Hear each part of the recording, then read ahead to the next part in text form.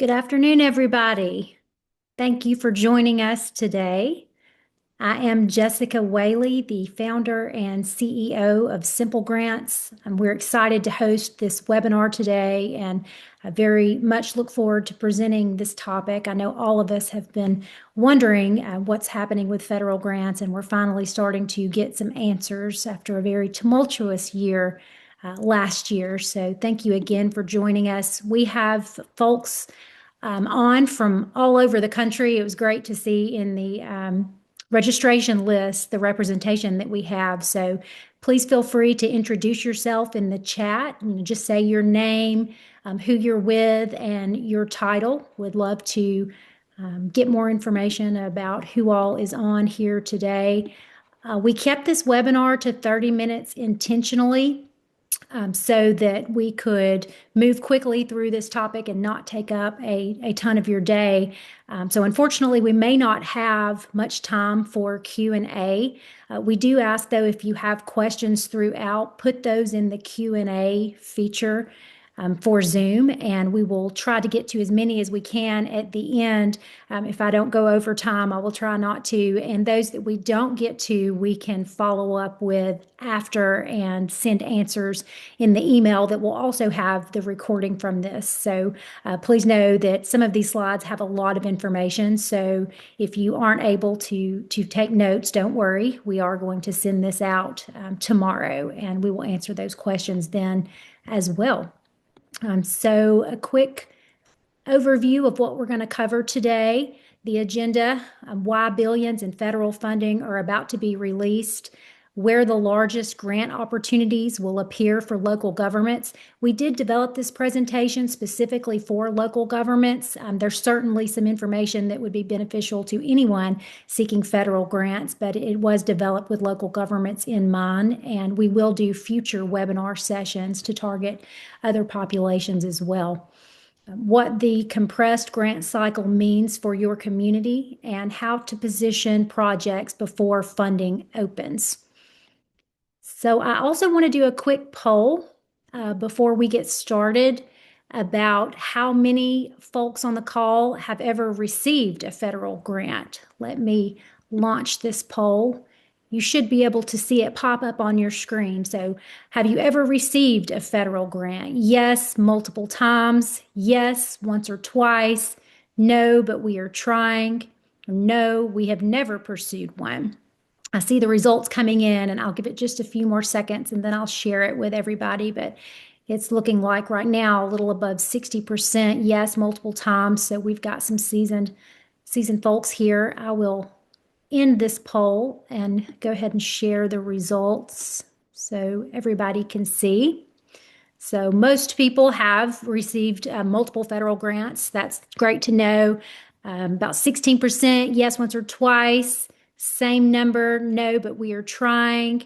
And then 7% no, we have never pursued one. So that's great to know. As we move through this presentation, I will certainly keep that in mind. So what has changed in the federal landscape? Certainly a lot. Last year we went through a 3-month grant pause, and then we, of course, had the 43-day federal government shutdown, which was the largest in U.S. history, very uncertain times. And even now, DHS remains shut down through February 14th as they battle for that funding.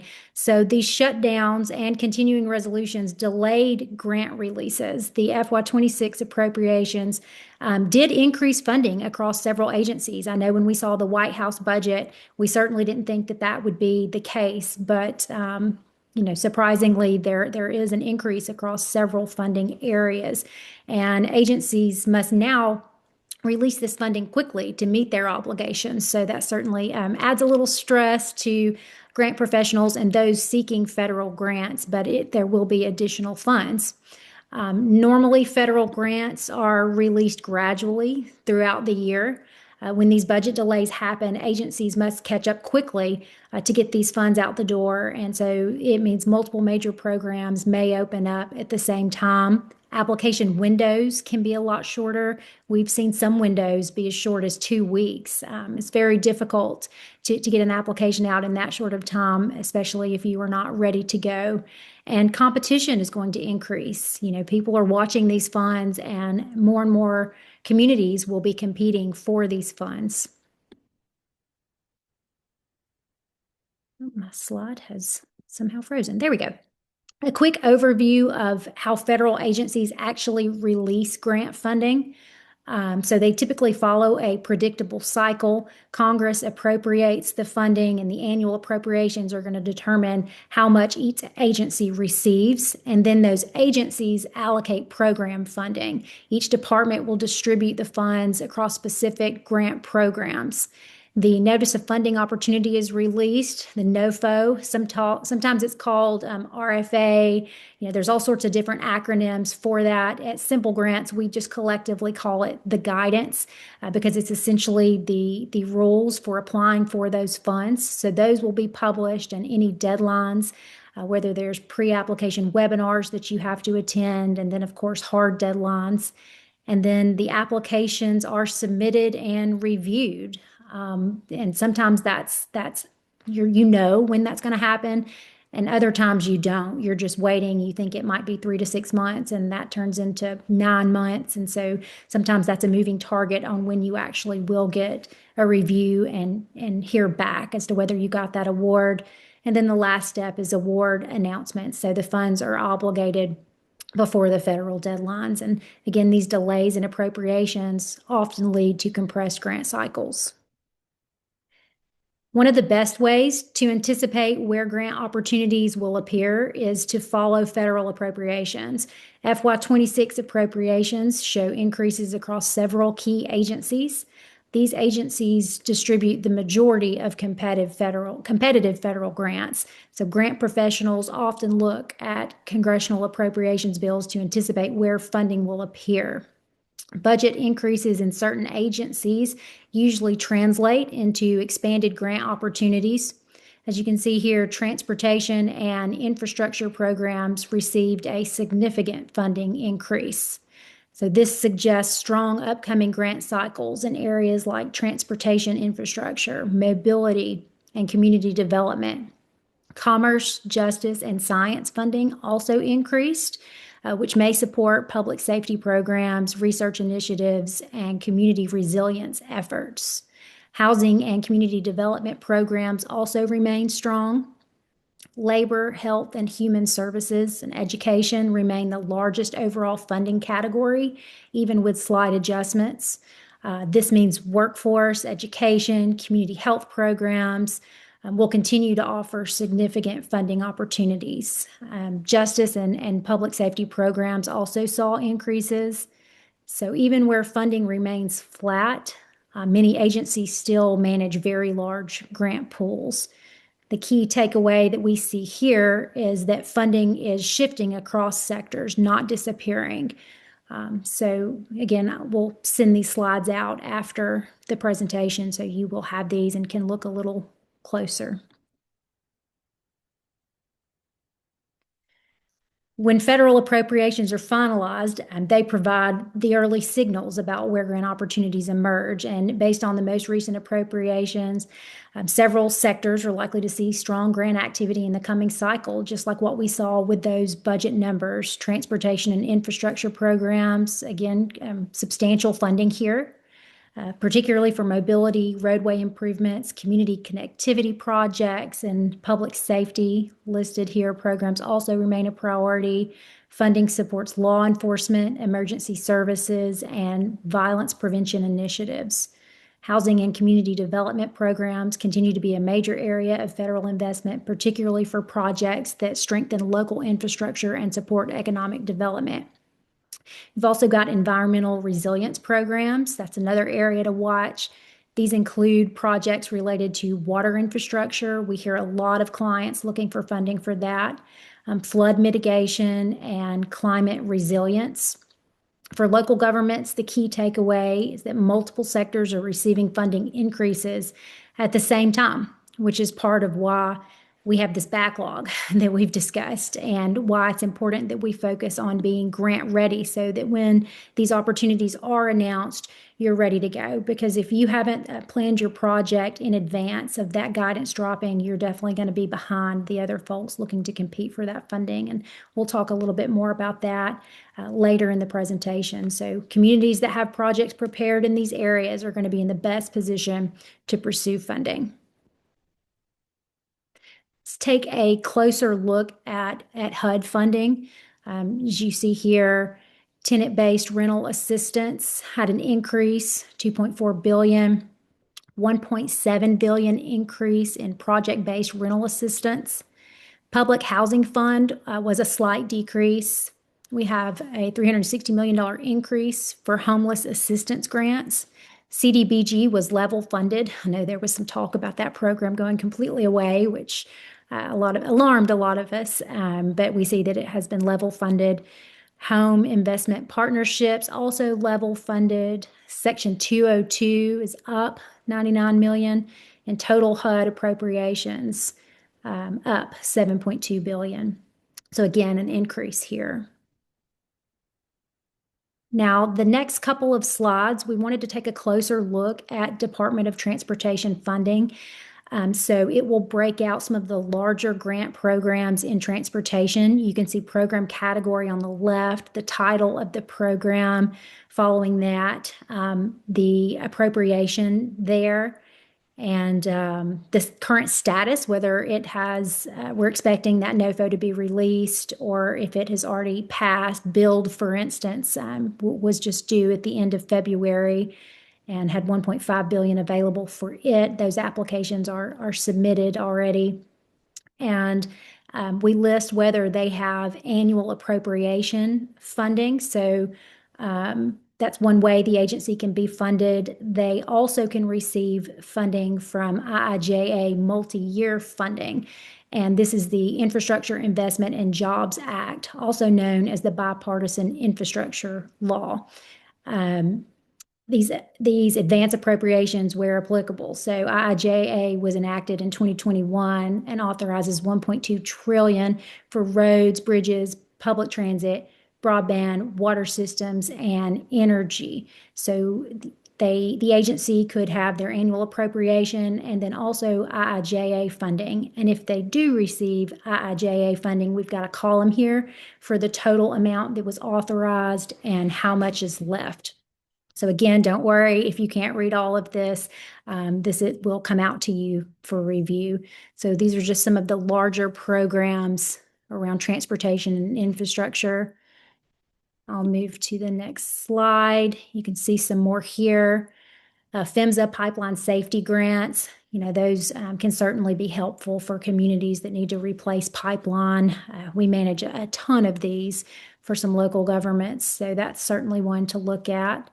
And again, you see whether it's the annual appropriation or IIJA funding. Next slide here, we've got some transit grants, aviation, resilience, energy change, all of these, and the FY26 funding listed. Now, of course, with everything going on with DHS, we may not know exact amounts, but we pulled these numbers just from past amounts, and they typically are stable in these categories from year to year. So public safety and homeland security funding is a good example of how the federal landscape is shifting right now. These figures based on recent federal appropriations and the most recent funding cycles for each program. For many federal grants, especially in public safety, funding levels are relatively consistent. So we use the best numbers we could find to illustrate the scale of each program. While many programs like FEMA and hazard mitigation continue to have funding available, the Department of Homeland Security is currently operating under a funding dispute in Congress. So that creates a situation where some funding is still moving, but new programs and timelines may be delayed or less predictable. Again, it's exactly why preparation matters, because when those programs do open, they often move quickly, so you will need to be ready. Here's some EPA water infrastructure financing program, and the information that we could provide for each of those. I'll stay here for just another minute, but I do want to keep moving so we can get onto these slides and maybe some Q&A.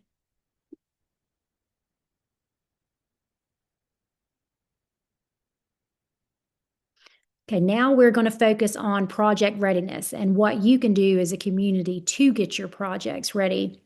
And before we start on this slide, I'm going to run another quick poll. So you should be able to see that poll. How prepared is your community to pursue federal grants in the next 3 months? We've already have projects ready to apply for funding. We have ideas, but they are not fully scoped yet. We are still trying to identify the right opportunities. We are not currently pursuing federal funding. Got some more answers coming in. I'll give it a few more seconds. This poll feature is new to us. It's really exciting to be able to launch these in the webinar and see where folks really are.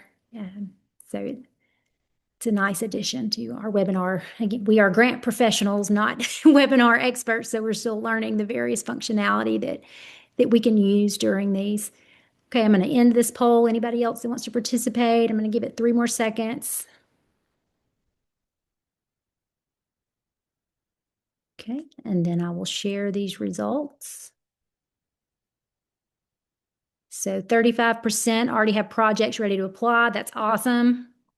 33% have ideas but not fully scoped yet. And 27% still trying to identify the right opportunities. And 4% we are not currently pursuing federal funding. All right. Hope I stopped sharing that. Okay. So why project readiness matters. Federal grants reward preparation. Organizations that begin planning after the NOFO opens often run out of time, and the most competitive applicants already know what project they want to pursue. Some of the ways you can do this: build your federal grant readiness team. You need to have somebody that is going to act as quarterback throughout this, who's going to coordinate across your departments. Someone who's going to watch for when that opportunity opens. You can certainly sign up for alerts on grants.gov. Now, Simpler Grants. I would like to state for the record that we were Simple Grants before grants.gov converted to Simpler Grants. So we definitely wanted to keep our name, but it was surprising when they made that transition. So you can sign up for grant alerts with the various departments that you're interested in, or just all of them. And those will come straight to your inbox when it is announced. And then agencies also have newsletters that you can sign up for to make sure that you do get those announcements when they come out. But figure out who on your team is going to be the quarterback and lead this effort. Who are you going to involve from finance? You know, they need to be involved early. If you can put that budget together first, I always tell people that's so helpful, because then you tell your story around that. And the budget really does tell a story. Folks will often try to wait until the end to put that together. And it's really something that you should put together at the very beginning, because it's going to inform everything that you talk about programmatically. So define your project early, align your outcomes to federal priorities. When you see that NOFO and, maybe they're focused on certain safety aspects, whatever it may be, that's how you want to couch your application. Tell your story in a way that aligns with those outcomes that they're looking to see. Cost estimates or engineering plans already prepared. Leadership approvals are secured. You want to make sure you've got buy-in from your council, commission, whoever you need to approve you moving forward. And if the opportunity requires matching funds, that you've got that already identified and documented. Internal coordination. As federal funding grows, oversight often increases as well. We've already seen some revisions to 2 CFR 200, the uniform guidance that oversees grant funding. So you want to make sure that you understand what's going to be required and review that funding opportunity with a compliance lens. Organizations must be prepared for stronger reporting requirements and financial tracking expectations. Federal grants require collaboration across multiple departments, and bring your leadership in to make sure that they're available to approve projects or those matching funds. Finance teams, not just helping with the budget, but help them make sure they have reviewed the compliance requirements before you apply. The more you can set that up on the front end in your application and build all of that out, the easier it's going to be when you get that grant award and you move to implementation. So coordination between your finance team and your program staff is key. And you see some of the bullets listed here: the increased scrutiny, more compliance requirements, higher audit risk, all of these things. Keep in mind and make sure that you do have internal coordination. So building your federal grant pipeline. Strong grant programs focus on pipeline development. And to do this, you have to understand what grants are available and about when they're going to come out. We can't always know exactly when a federal program will be announced, but we can generally predict what quarter and maybe even what month. So as you're planning projects, you need to know, if you need funding in the next couple of months, grants are not going to be a good option for you most of the time. But if you build out your timeline and know that you've got a project that will need funding in 9 months or 24 months or whatever the timeline is, you can build out your grant pipeline around that. And there are so many different types of grants. We're focused on federal grants here, but of course there are state grants, state and local grants you can look at, and private grants. Oftentimes, local governments can't be the direct applicant for private funds, but if you have a project where you can bring in a nonprofit community partner who can be the direct applicant, private funding is still an option for some of your priorities. So identify your projects first and then match them to funding. This allows you to pursue grants strategically instead of just reacting and chasing the dollars. So identify your projects early, prioritize those projects, track upcoming federal funding opportunities, and prepare documentation in advance. The better you can organize your folders, and shared folders are what most people use now, the easier time you're going to have responding to that guidance when it comes out. So be thinking about all of the things that you will need and have as much of it ready as you can. Here's a quick list of why communities lose federal grants. The projects are not fully scoped. Some of these grant programs, you can apply for planning dollars, and others it's actually implementation, construction dollars. So, know what you're going after. And if they're wanting shovel-ready projects and yours isn't, you're likely not going to be competitive. So keep that in mind. Make sure internal approvals don't take too long. Again, have that ready beforehand so that you're not waiting on that to submit. Match funding is not identified. Departments are not coordinated, and applications start too late.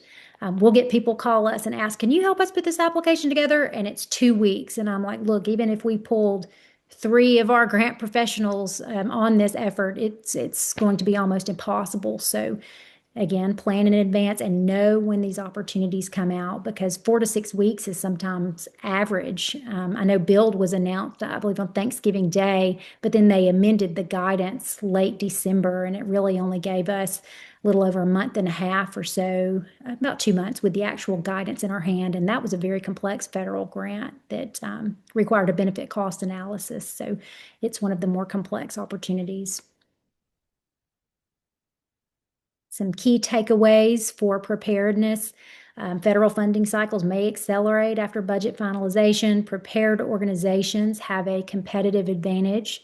Internal coordination improves grant readiness, and strategic pipeline increases long-term success. You don't want to think about grants just in a 6 to 12 month vacuum. You really need to think about what projects are coming down years down the line so that you can stack these grants and know which ones you're going to pursue for what project, and again, think long term. And here's just a few check marks and things to think about for, is your community ready for the upcoming federal grant cycle? And as you're looking through these, and how communities can successfully compete for grants, I want to run one last poll.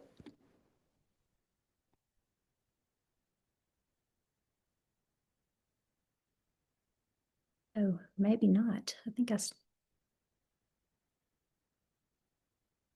okay. Well, maybe we will not. Oh, it says I'm still sharing the poll result. Sorry about that, everybody. I hope you could see my slides this entire time. So here's the third poll, third and final. What is the biggest barrier your organization faces when pursuing federal grants? Finding the right grant opportunities, limited staff capacity, compliance and reporting requirements, developing competitive proposals. I'll leave this up for a few more minutes, or seconds rather.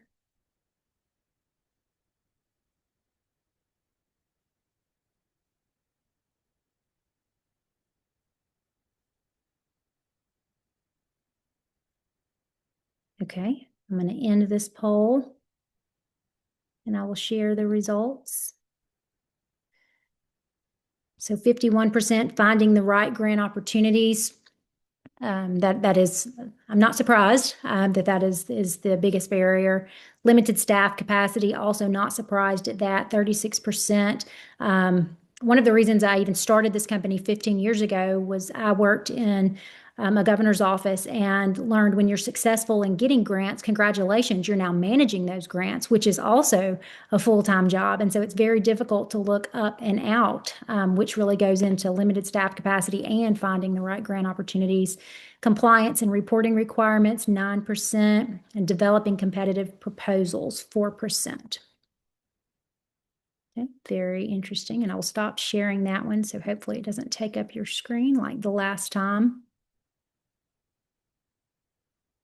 So one of the things that we do as a company is to help turn your priority projects into funded grants is developing a comprehensive grant strategy. Now we have a system in place for how we do that, and we certainly think it's the best way to do it, but you could develop internal processes and procedures for how you do that as well. But identifying those grant opportunities through various grant databases, and depending on the state that you're in, that looks different. Sometimes there is a central database where you can go and find that, and other times there's not, and you really have to monitor agency websites and get on their newsletters.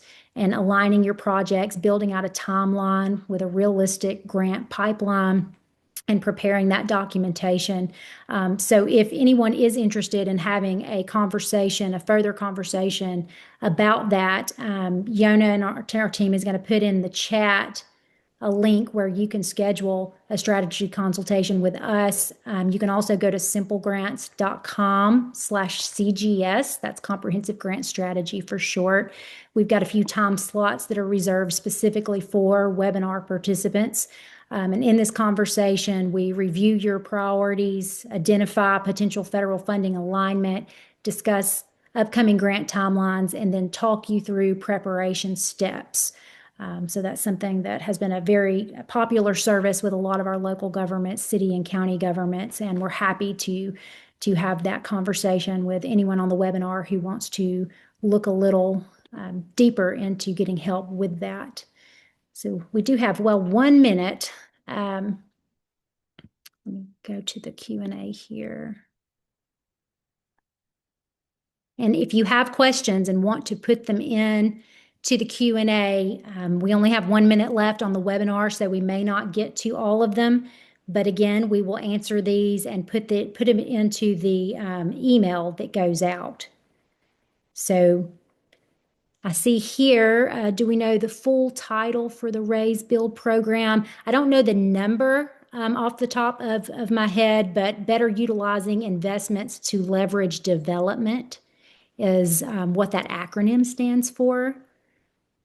So hopefully that's helpful, but you could certainly just even Google Build Grant, and that's going to pop up for you. I see what programs are funding flood mitigation and resilience. If you will go back to some of those EPA funds that we saw listed there, look at those. That's where you're going to find funding for that topic. And feel free to schedule a call with us to go more in depth on that as well. I see one last question. Match funding is the barrier, along with limitations on the timing of eligible pre-award cost. I can't do H&H or scoping with the federal funds on the timeline for applications. Yes, certainly that is a barrier, and one that the more you can plan in advance for those items. And unfortunately, pre-award cost in most programs just can't be recouped. FEMA allows that in some programs, but most don't. And so certainly that is tricky to plan around. And again, happy to have a more in-depth discussion about that with you if you want to just use that scheduling link, simplegrants.com/CGS, or you can go to our website, simplegrants.com, and schedule there. So thank you all for your time today. I hope this information was helpful. So be on the lookout. Grants.gov, Simpler Grants is back active and spitting out opportunities much more frequently than what we've seen over the past several months. So I hope you can work with your communities to be grant ready and that you're successful in your pursuits for FY26. Thank you again for your time today, and have a great rest of your day.